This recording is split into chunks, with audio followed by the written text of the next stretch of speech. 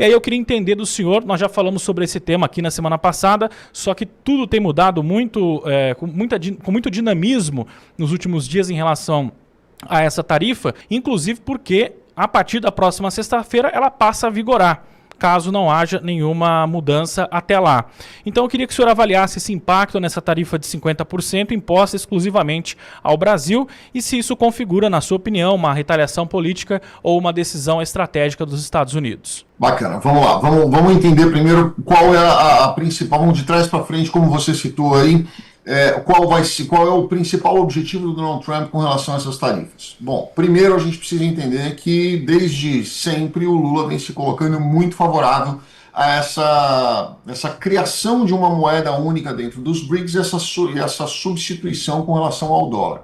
Isso incomoda muito os Estados Unidos, não só o Donald Trump, mas isso já é histórico. Tirar o dólar como moeda de referência e reserva internacional é um grande problema porque literalmente quebra o país. Então não há interesse nenhum que isso aconteça por nenhum presidente dos Estados Unidos, principalmente pelo Donald Trump. Então o Lula foi não só em diversas reuniões internacionais, como também na reunião dos BRICS agora, que aconteceu há pouco tempo atrás, ele falou isso claramente, ele foi o único presidente, inclusive, ali que vem batendo duramente nessa questão. Nem Xi Jinping, nem Vladimir Putin sequer tocaram nessa possibilidade. Eles falam, sim, na estruturação dos BRICS, mas eles não falam em substituição aberta do dólar por uma outra moeda. Isso incomoda muito os Estados Unidos. Então esse foi o ponto 1. Ponto 2 é que os Estados Unidos querem depender cada vez menos da China com relação a fornecimento de terras raras e outros minerais. Isso é sabido, é conhecido e houve aí, inclusive no começo do ano, a primeira estrutura aí de pressão com relação à China, e lembrando que as tarifas da China foram 3 vezes maiores do que essa tarifa que hoje nós vemos aplicada para o Brasil, né? Então, as pessoas às vezes são extremamente pessimistas com relação a isso, falando que os Estados Unidos estão humilhando o Brasil ou que os Estados Unidos quer quebrar o Brasil, mas vamos lembrar que as tarifas aplicadas em primeira onda com relação à China foi 3 vezes maior do que isso, né? Foi metade, depois aumentou e depois aumentou chegando a 150%, um absurdo disso.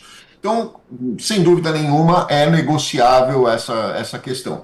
Terceiro ponto que a gente precisa lembrar também é a questão da base de Alcântara. Eu venho falando isso há muito tempo, não estou escutando as pessoas conversando sobre isso, mas isso é algo que incomoda bastante aqui nos Estados Unidos. Não se fala sobre isso no Brasil, mas aqui se fala bastante. A base de Alcântara, que a China já vem tentando negociar com o Brasil há muito tempo, inclusive na proposta da China, tem o fornecimento de aeronaves de combate, o não lembro o número do avião de combate, que é um avião de 5ª geração lá da China, colocando em troca da liberação da utilização da base de Alcântara. Isso incomoda muito os Estados Unidos, porque nós vamos chegar próximo ao que nós tivemos aqui na época da Guerra Fria, onde nós tivemos aí a colocação de mísseis em Cuba. Isso incomoda demais, é o quintal dos Estados Unidos, você ter mísseis numa área tão próxima dos Estados Unidos incomoda absurdamente, não só na questão da segurança nacional, mas também da instabilidade que isso pode gerar. Então, esses foram os principais fatores. Juntou-se a isso a questão do Alexandre de Moraes e a questão do Bolsonaro. Então, foi mais um mote para toda essa questão. Sem dúvida nenhuma, resolveu essas questões anteriores do Donald Trump, que é as terras raras, a questão da base de Alcântara e a questão do fornecimento ali de produtos para os BRICS, onde a moeda continuará sendo dólar. Eu tenho certeza absoluta que nós vamos ficar com as tarifas que o próprio Donald Trump colocou já, que a tarifa mínima será de 15%, a tarifa máxima será de 20%. Essa é a expectativa dele com relação a todos os demais contratos. Eu não imagino que o Brasil vai ficar longe disso se houver essas questões. Quanto ao Alexandre de Moraes, sem dúvida nenhuma, tem outras formas dele fazer isso, e eu venho defendendo muito isso. Eu acho que se ele quer atingir o Alexandre de Moraes e os absurdos que vêm sendo cometidos no Brasil, ele tem razões para fazer isso, inclusive a aplicação da Magnitsky, onde a gente espera aí que agora, nessa semana, a gente deve ter pelo menos 3 ministros ali sancionados por ela. E apesar de eu achar também que a Magnitsky não foi criada para esse objetivo, mas ela pode ser interpretada para isso, e eu acredito que é o que eles vão acabar fazendo sim, mas sem impactar nos empresários brasileiros, sem impactar na produção brasileira e principalmente nas exportações brasileiras para os Estados Unidos, que já vem de muitos e muitos anos, e que isso pode sim impactar não só o Brasil, mas também os Estados Unidos. Doutor, enquanto países asiáticos e europeus avançam em acordos bilaterais com os Estados Unidos, o Brasil permanece isolado, como nós estamos discutindo aqui. O que explica esse desinteresse americano em negociar com o Brasil? E eu queria entender, nós estamos falando de uma condição já inclusive dita pelo Donald Trump, relacionando a questão do Alexandre Moraes, nós acabamos de falar aqui, mas possivelmente, na sua avaliação, há erros diplomáticos ou erros geopolíticos que aumentaram essa escalada? Sem dúvida nenhuma, né? Eu acho que o Brasil, na minha opinião, e eu conheço bastante, conheço muitos diplomatas brasileiros, de outros países também, mas eu conheço muitos brasileiros. Ele, na minha opinião, é uma das melhores equipes que nós temos de diplomacia, que existe de diplomacia no mundo, é a equipe brasileira. Eles são realmente muito, muito, muito, muito bons e muito eficientes no que eles fazem. Mas houve aí uma forma de direcionar essa diplomacia para os países que, na minha concepção, nunca foram aqueles verdadeiros e reais aliados do Brasil, como China, Rússia, o Irã, né, os navios iranianos chegando no Brasil. Isso, sem dúvida nenhuma, foi uma grande provocação com relação aos Estados Unidos, né? E os Estados Unidos que sempre foram os grandes parceiros comerciais do Brasil e sempre tivemos uma relação muito boa com os Estados Unidos. Então eu acho que essa provocação ela já veio de algum tempo, já veio anos atrás, veio se agravando com relação a esse período e chegamos onde chegamos, ao ponto de falar assim, olha, peraí, mas de que lado que você está? Né? Você está jogando no meu time ou você está jogando no time deles? Nós temos um problema sério com a China, onde provavelmente nos próximos anos haverá um conflito aí entre China e Taiwan, os Estados Unidos vai ter que entrar, e aí nós vamos fazer o quê? Nós vamos ter mísseis na base de Alcântara apontando para os Estados Unidos, ou nós vamos assumir uma parceria de verdade real aqui e vamos defender as Américas como um bloco único, onde nós podemos crescer todo mundo? Esse é o grande problema e esse é o grande pensamento hoje. Muitas pessoas enxergam que o Bolsonaro é a chave da porta, mas aqui dentro dos Estados Unidos não se fala isso. A chave da porta vai ser a parceria criada entre Brasil e Estados Unidos, sem que haja substituição do dólar, sem que haja restrição do comércio, principalmente naquilo que os Estados Unidos precisa, e sem que haja aí um protecionismo com relação àqueles que hoje são, entre aspas, aí, os inimigos dos Estados Unidos. Doutor, qual que é a sua avaliação em relação a se há essa possibilidade de um risco de o Brasil sofrer um isolamento comercial mais amplo, caso ele não reaja ou não busque alternativas aí comerciais com outras regiões do mundo? Como que o senhor vê isso? Há um risco de isolamento do Brasil? Eu acho que hoje não existe risco de isolamento, né, de nenhum país. A gente pode ver a Venezuela, teve aí basicamente uma decretação de isolamento deles há muito tempo atrás, continuou vendendo petróleo para a China, continuou vendendo derivados para outros países, continuou vendendo as suas coisas e sempre tem alguém que quer comprar, né? O grande problema é que você sai de um sistema internacional onde é o eixo comercial, que é Estados Unidos e Europa, e você ali é onde o dinheiro está, onde as coisas começam a acontecer. Então, sem dúvida nenhuma, o rompimento com os Estados Unidos vai ser péssimo. O Brasil é o boi de piranha da vez, né? É onde o Brasil vai ser usado como teste pelos Estados Unidos para ver o que vai acontecer. Porque dependendo do que acontecer com o Brasil, Donald Trump já disse que os próximos alvos dele seriam Colômbia e México, que é onde ele quer fortalecer as alianças, ele quer estruturar melhor a estrutura comercial e, obviamente, ele quer também mudar os vieses políticos desses países, direcionando mais para tendências para a direita, que é o que ele quer. Ele não precisa necessariamente uma extrema-direita, mas ele quer um viés mais voltado para a direita. E o Brasil foi o escolhido por ele para ser a bola da vez. Então vamos ver como é que isso vai se desdobrar e vamos ver como é que o Lula vai reagir a isso daí. Não acho que as negociações que o Lula tem conduzido seguem num melhor caminho para que as coisas se resolvam. Em relação a essas negociações, eu até queria um comentário seu em relação aos senadores brasileiros que foram aos Estados Unidos, estão se reunindo com gigantes aí dos Estados Unidos para tratar desse tema também e discutir, inclusive, a legalidade dessas tarifas aplicadas pelo Donald Trump. A presença dessa delegação aqui brasileira nos Estados Unidos, eu acho que é fundamental e eu acho que é super importante, né?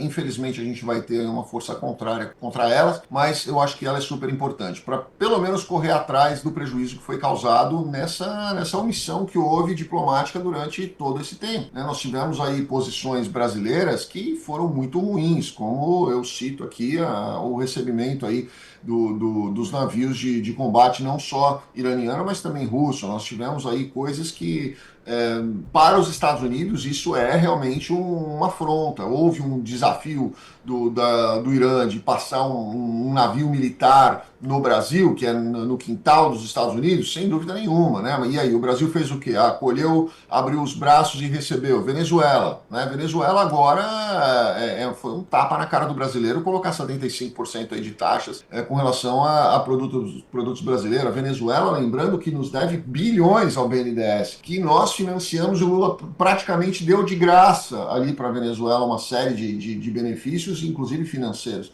Então, e aí vamos colocar a taxa em cima e o Lula vai fazer o que agora? Né? Vai ficar quietinho, vai falar, então tá bom. Né? Eu acho que assim, nós precisamos correr atrás desse prejuízo, seja na questão da diplomacia, seja na questão de tentar recolocar o Brasil dentro de um cenário comercial importante nessa estrutura mundial que hoje a gente vive, e principalmente para a gente reduzir essas tarifas o mais rápido possível, porque senão nós vamos ver, como eu vi na semana passada, produtores de laranja dizendo, olha, eu prefiro nem colher, eu prefiro deixar apodrecer aqui do que vender isso daí, porque eu vou ter o custo da colheita, eu vou ter que colocar isso no mercado e o preço que hoje eu vendo no mercado, ele não vai pagar nenhum meu custo de colheita. Então, infelizmente, é mais barato eu deixar a laranja apodrecer na fazenda mesmo do que ter qualquer tipo de despesa com relação a isso. Isso é muito triste, isso é lastimável, isso é uma falha do governo gigantesca. E também eu gostaria de até trazer essa parte em relação aos empresários, porque o que esse empresariado brasileiro poderia, e aí eu falo especialmente aos exportadores, evidentemente, poderia fazer diante dessa insegurança comercial gerada por essas decisões, seja de taxação, uma negociação que é falha atualmente, né, comandada pelo governo.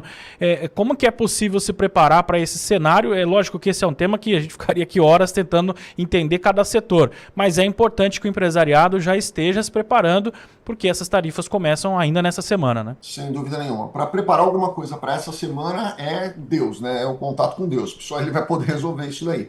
Mas a médio e longo prazo, vamos lembrar que os Estados Unidos, durante as tarifas com a China, e tarifas que a China também impôs sobre os Estados Unidos, mandou diversos carregamentos de grãos através da Argentina. Parava na Argentina, da Argentina mudava a etiqueta ali e ia para a China. Até o momento que a China descobriu que, na verdade, os produtos não eram argentinos e sim americanos, né? E falou, não, então isso aqui pode mandar de volta esse navio que eu não vou receber aqui sem receber esse valor dessas tarifas. Então isso, os grandes vão aprender aí os contornos e as formas de usar até mesmo o Mercosul para poder escoar seus produtos e dar um jeito. Não vai ser do dia para a noite, mas o tempo vai ensiná-los a direcionar isso daí. Existem diversas formas e muitos escritórios, inclusive, são especializados nesse tipo de triangulação. O grande problema são os pequenos. Isso é o que me preocupa e que me revolta muito com relação ao governo, é que o pequeno e o médio empresário, que é aquele que luta, que rala, que efetivamente faz a economia do dia a dia acontecer,